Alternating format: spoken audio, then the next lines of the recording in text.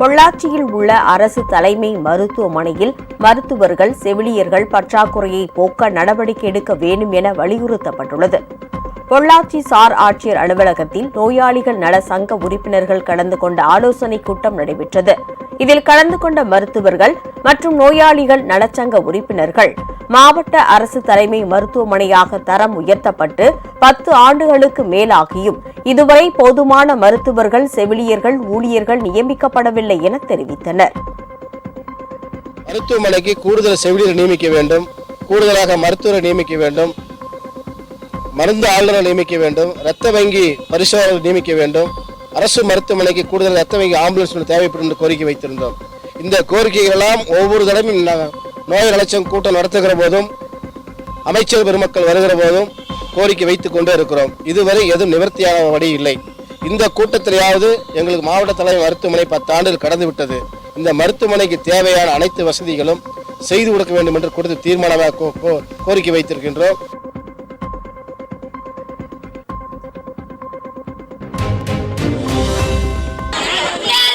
திருச்செந்தூரில் வார்டு கவுன்சிலரை கண்டித்து நகராட்சி அலுவலகத்தை முற்றுகையிட்டு பெண்கள் போராட்டத்தில் ஈடுபட்டனர்.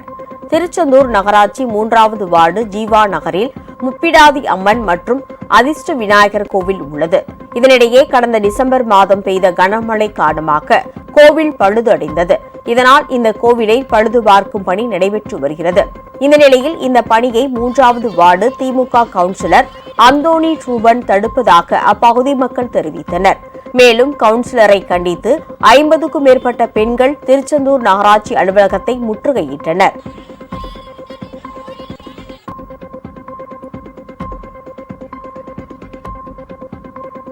அரக்கோணம் ரயில்வே சுரங்கப்பாதை அமைக்கும் பணியை விரைந்து முடிக்க வலியுறுத்தி கிராம மக்கள் தண்ணீரில் இறங்கி கவன ஈர்ப்பு ஆர்ப்பாட்டம் நடத்தினர். ராணிப்பேட்டை மாவட்டம் கைனூரில் ரயில்வே சுரங்கப்பாதை அமைக்கும் பணிகள் கடந்த ஆண்டு தொடங்கப்பட்டது. சுரங்கப்பாதை அமைப்பதற்கு இடம் கையகப்படுத்துவது தொடர்பாக உரிமையாளர்கள் சிலர் நீதிமன்றத்தில் வழக்கு தொடர்ந்து இருப்பதால் பணிகள் பாதியிலேயே நிறுத்தி வைக்கப்பட்டுள்ளது. இதனால் சுரங்கப்பாதைக்காக தோண்டப்பட்ட பள்ளத்தில் 10 அடி ஆழத்திற்கும் மேலாக மழைநீர் தேங்கியுள்ளது. மேலும் பணிகள் முடிக்கப்படாததால் 9 கிராம மக்கள் 3 கிலோமீட்டர் தூரத்திற்கு மேலாக சுற்றிச் செல்ல வேண்டியுள்ளது. எனவே பணிகளை விரைந்து முடிக்க கோரி கிராம மக்கள் சுரங்கப்பாதையில் தேங்கியுள்ள தண்ணீரில் இறங்கி ஆர்ப்பாட்டம் நடத்தினர்.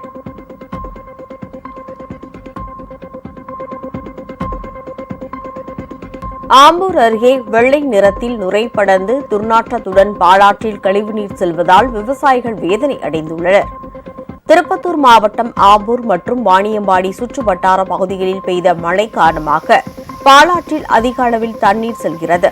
இதனை சாதகமாக பயன்படுத்திக் கொண்டு தோல் தொழிற்சாலைகளில் இருந்து வெளியேறும் கழிவு நீரை இரவு நேரங்களில் நேரடியாக ஆற்றில் திறந்து விடுவதாக கூறப்படுகிறது. இதனால் ஆற்று நீர் முழுவதும் வெண்மை நிறத்தில் நுரை ததும்பி துர்நாற்றத்துடன் காணப்படுகிறது. இதுகுறித்து பலமுறை மக்கள் புகார் மனுக்கள் அளித்தும் மாசு கட்டுப்பாட்டு வாரிய அதிகாரிகள் உரிய நடவடிக்கை எடுக்கவில்லை என கூறப்படுகிறது. ஆற்றில் தண்ணீருடன் கழிவு நீரும் செல்வதால் விவசாயிகள் உள்ளிட்ட பலரும் கவலை அடைந்துள்ளனர்.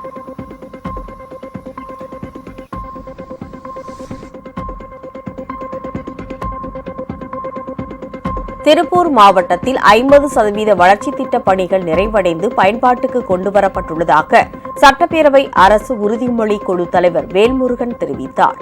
திருப்பூர் மாவட்டத்தில் மேற்கொள்ளப்பட்டு வரும் பல்வேறு வளர்ச்சி திட்ட பணிகள் குறித்து சட்டப்பேரவை அரசு உறுதிமொழி குழுவினர் நேரில் ஆய்வு மேற்கொண்டனர். அவிநாசி அரசு மருத்துவமனை, பெருச்சிபாளையம் அரசு மருத்துவக் கல்லூரி மருத்துவமனை, பேருந்து நிலையம் உள்ளிட்ட பல்வேறு இடங்களில் ஆய்வு மேற்கொள்ளப்பட்டது.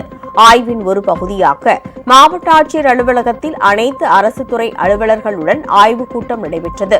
இதில் பங்கேற்ற பின் பேட்டியளித்த சட்டப்பேரவை அரசு உறுதிமொழி குழு தலைவர் சட்டமன்ற உறுப்பினர் வேல்முருகன் 50% பணிகள் நிறைவடைந்துள்ள நிலையில் மீதமுள்ள பணிகளை முடிக்கவும் அறிவுறுத்தப்பட்டுள்ளதாகவும் கூறினார். 8க்கு மேற்பட்ட இந்த கள ஆய்வின் போது சட்டப்பேரவையில் வழங்கப்பட்ட அந்த உரிமைகளின் அடிப்படையில் அந்த பணிகள் அனைத்தும் நிறைவேற்றப்பட்டிருக்கிறதா, நடந்திருக்கிறதா என்பதை ஆய்வு செய்வதன் அடிப்படையிலே அனைத்து பணிகளும் நடந்து மக்களுக்கு அர்ப்பணிக்கப்பட்டிருக்கிறது. சில பணிகள் நடந்து கொண்டிருக்கிறது என்பதை இது கண்டறிந்து இங்கு அனைத்து துறை அரசு அலுவலர் பெருமக்களையும் நம்முடைய மாவட்ட ஆட்சித்தலைவர் மூலமாக அழைக்கப்பட்டு நிலுவையில் இருக்கிற உரிமைகளை உடனடியாக நிறைவேற்ற வேண்டும், என்ற உரிய அறிவுரைகளையும் உரிய வழிகாட்டல்களையும் குழு மேற்படி இந்த மாவட்டத்தினுடைய அனைத்து அலுவல் பெருமக்களுக்கும் வழங்கியிருக்கிறது.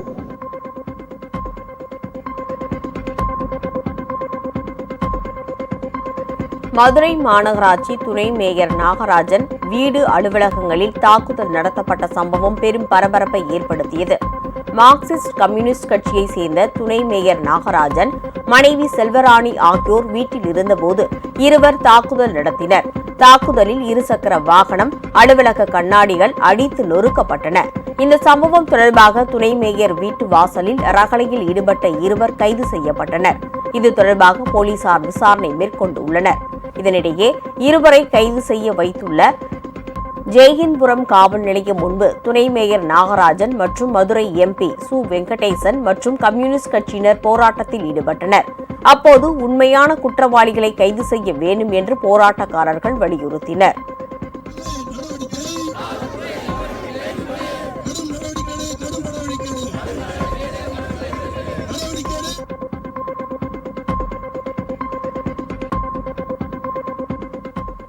சேலம் மாவட்டம் ஆத்தூர் அதன் சுற்றுவட்டார பகுதியில் பொங்கல் பண்டிகையை ஒட்டி செங்கரும்பை அறுவடை செய்வதற்காக விவசாயிகள் தயாராகி வருகின்றனர். தம்மம்பட்டி அருகே உள்ள செங்கட்டு, பாலக்காடு உள்ளிட்ட பகுதியில் பொங்கல் பண்டிகைக்காக செங்கரும்பு சாகுபடி செய்து பராமரித்து வந்தனர். தற்போது பருவமழை தொடங்கி நல்ல மழை பெய்ததால் செங்கரும்பு நல்ல விளைச்சல் கண்டுள்ளது. எனவே நியாய விலை கடைகளில் வழங்கும் பொங்கல் பரிசு தொகுப்பிற்காக உள்ளூர் கரும்புகளை கொள்முதல் செய்ய தமிழக அரசும் மாவட்ட நிர்வாகமும் முன்வர வேண்டும் என வலியுறுத்தியுள்ளனர். இதனிடையே பொங்கல் பண்டிகைக்கு இன்னும் சில தினங்களே உள்ள நிலையில் செங்கரும்பை அறுவடை செய்வதற்காக விவசாயிகள் தயாராகி வருகின்றனர்.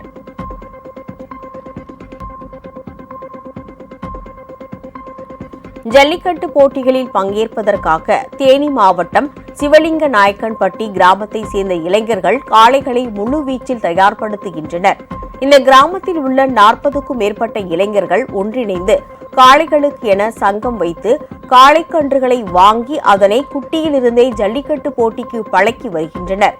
சிறு வயது முதலே தங்கள் வீட்டில் ஒரு பிள்ளையாக வளர்ந்து வரும் காளைகளுக்கு நடைப்பயிற்சி, நீச்சல் பயிற்சி, அதன் கொம்புகளால் மண் மேடுகளை குத்தி பழக்குவது என பல வழிகளில் பயிற்சி அளித்து 4 வயது முதல் போட்டிக்கு அழைத்து செல்கின்றனர்.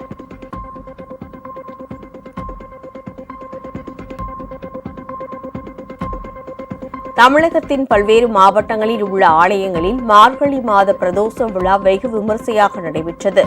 புதுச்சேரி வேதபுரீஸ்வரர் கோயிலில் மார்கழி மாத பிரதோஷத்தை முன்னிட்டு நந்திக்கு பால், தயிர் உள்ளிட்ட பல்வேறு திரவியங்களை கொண்டு அபிஷேகம் செய்யப்பட்டது. இதில் திரளான பக்தர்கள் பங்கேற்று சுவாமி தரிசனம் செய்தனர். வேலூர் கோட்டையில் உள்ள ஸ்ரீ ஜலகண்டீஸ்வரர் ஆலயத்தில் பிரதோஷத்தை முன்னிட்டு நந்தி பகவானுக்கு சிறப்பு அபிஷேகம் செய்து மகா தீபாராதனை நடைபெற்றது. இதில் திரளான பக்தர்கள் கலந்து கொண்டு சுவாமி தரிசனம் செய்தனர்.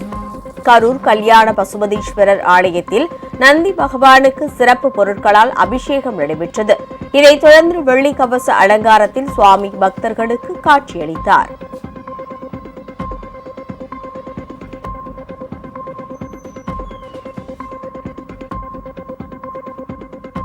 திருவண்ணாமலை அருணாச்சலேஸ்வரர் கோவிலில் மார்கழி மாத தேய்பிறை பிரதோஷ வழிபாடு நடந்தது. இதனை முன்னிட்டு கோவில் கொடிமரத்தின் அருகில் உள்ள நந்திக்கு சிறப்பு அபிஷேகம் நடைபெற்றது. இதில் ஏராளமான பக்தர்கள் கலந்து கொண்டு சுவாமி தரிசனம் செய்தனர். திருவள்ளூர் மாவட்டம் பொன்னேரியை அடுத்த பஞ்சட்டியில் உள்ள ஆனந்தவள்ளி சமேத அகத்தீஸ்வரர் கோவிலில் பிரதோஷத்தை முன்னிட்டு அகத்தீஸ்வர பெருமானுக்கு சிறப்பு அலங்காரத்துடன் சிறப்பு வழிபாடு நடத்தப்பட்டது.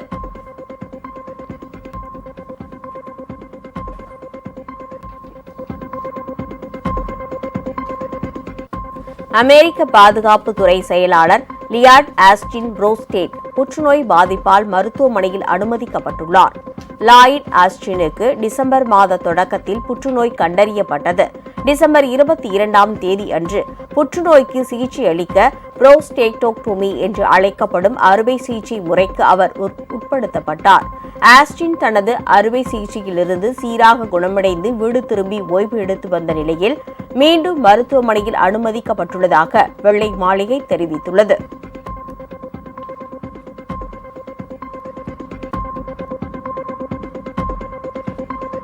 பூட்டான் நாடாளுமன்ற தேர்தலில் மக்கள் ஜனநாயக கட்சி அபார வெற்றி பெற்றுள்ளது. 47 தொகுதிகள் கொண்ட பூட்டான் நாடாளுமன்ற தேர்தலின் முதன்மை சுற்று கடந்த நவம்பர் மாதம் நடைபெற்றது. இதில் பூட்டான் சென்ட்ரல் கட்சி மற்றும் மக்கள் ஜனநாயக கட்சியைச் சேர்ந்த 94 வேட்பாளர்கள் இறுதிச் சுற்றுக்கு தகுதி பெற்றனர். இந்நிலையில் இறுதிச் சுற்று தேர்தல் நேற்று நடைபெற்றது. இதில் வாக்காளர்கள் நீண்ட வரிசையில் நின்று ஆர்வமுடன் வாக்களித்தனர். இந்நிலையில் தற்போது தேர்தல் முடிவுகள் வெளியாகியுள்ளது. இதில் 47 தொகுதிகளில் 30 இடங்களை மக்கள் ஜனநாயக கட்சி கைப்பற்றியுள்ளது. பூட்டான் டெடன்ஸ்டட் கட்சி 17 இடங்களை பிடித்துள்ளது. இருப்பினும் இதுகுறித்து அதிகாரப்பூர்வ அறிவிப்பை பூட்டான் தேர்தல் ஆணையம் இன்று வெளியிடும் என தகவல் வெளியாகியுள்ளது.